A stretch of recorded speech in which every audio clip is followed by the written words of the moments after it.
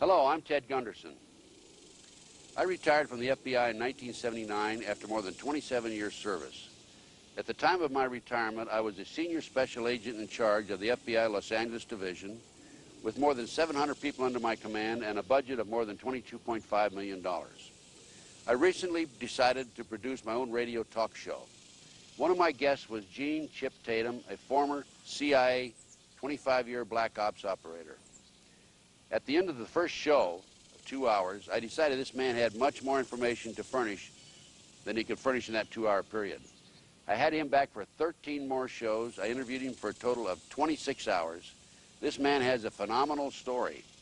I've checked his story out. I can definitely state to you this man is credible, and the information he's furnishing is the truth. Listen and watch. You will be amazed at what you hear.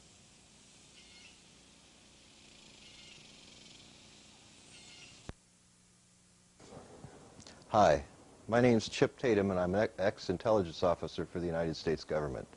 25 years ago, I started my service as a young airman in the United States Air Force.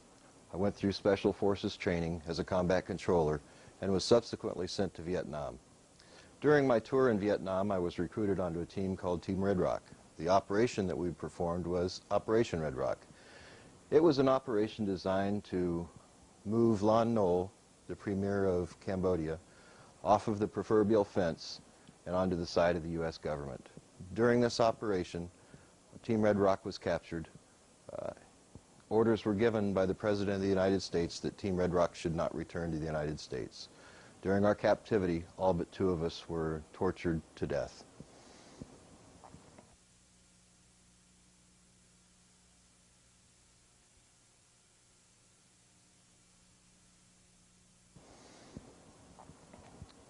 Following Operation Red Rock, I was debriefed by a man out of Saigon.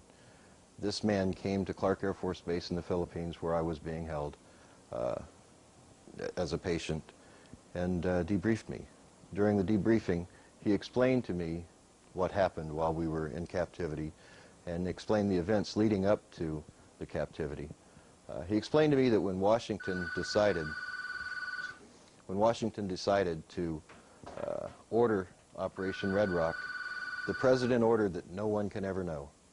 With those orders to General Haig and to Dr. Henry Kissinger, the mission was given to Bill Colby, the station chief in Saigon, to prepare the mission and to ensure that the men performing the mission didn't return.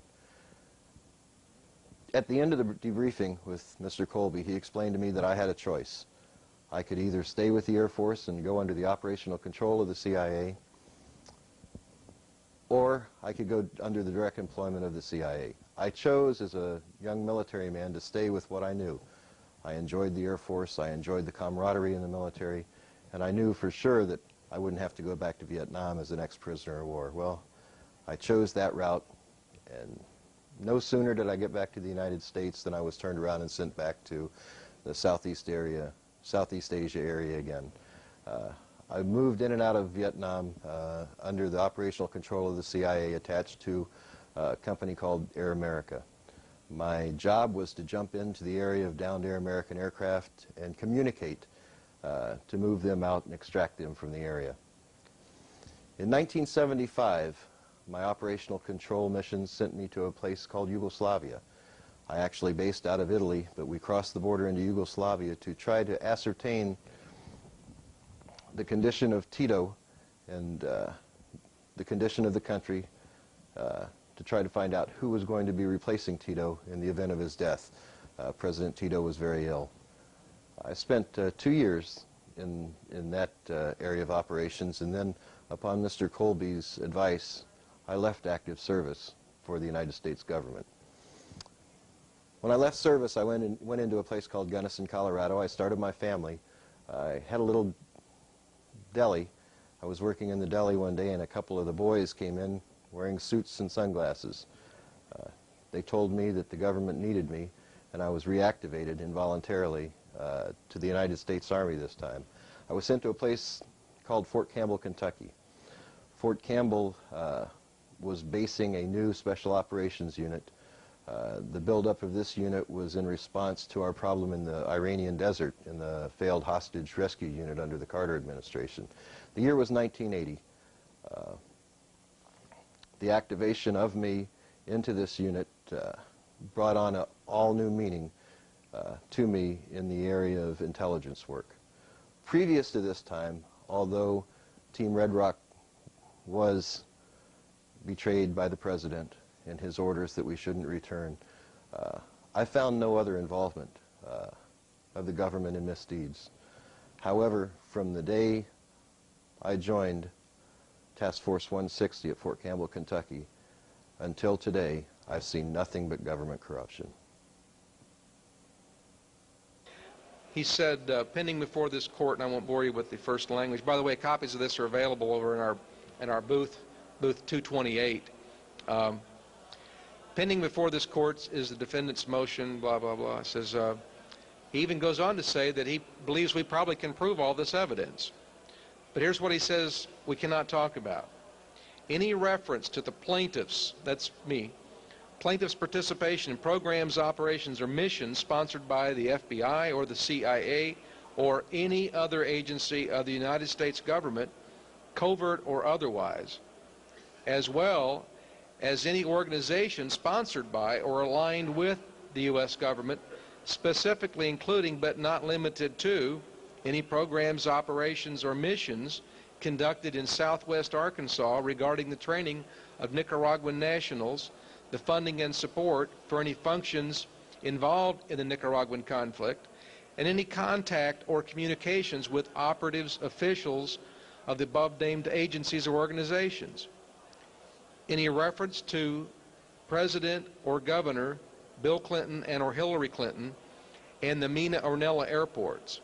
Any references to Barry Seal and any alleged drug smuggling operation or other references to the Mina Ornella airports or to a business relationship of Barry Seal and Dan Lassiter, Lassiter and Company, and the Arkansas Development and Finance Authority, parentheses ADFA, ADFA, and ADFA's former director, Bob Nash. It is so ordered this 8th day of March, 1996. That was our lawsuit. And out the window it went, which, as I said in my letter as I filed it back to the court, what I found most interesting was this motion went beyond our lawsuit.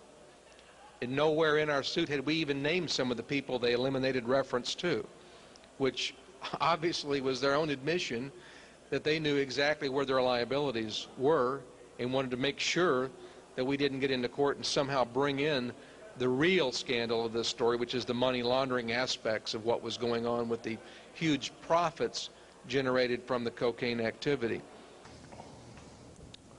Many of you will wonder why I've decided to come forward today and how I can come forward as an ex-officer for the CIA, for the DIA, NSC, and let me explain that to you.